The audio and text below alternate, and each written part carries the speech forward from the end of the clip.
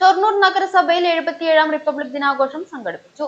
നഗരസഭ chairperson advocate P Nirmala ദേശീയ പതാക ഉയർത്തി റിപ്പബ്ലിക് ദിന സന്ദേശം നൽകി.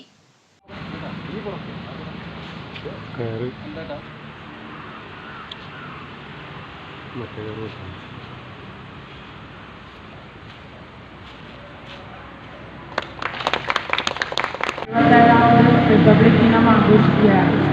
1947 ഇന്ത്യക്ക് സ്വാതന്ത്ര്യം ലഭിച്ചുവെങ്കിലും ഇന്ത്യക്ക് തനതായൊരു ഭരണഘടന ഉണ്ടായിരുന്നില്ല. 1950 ജനുവരി 26-നാണ് ഇന്ത്യക്ക് ഒരു ഭരണഘടന എഴുതപ്പെട്ടത്.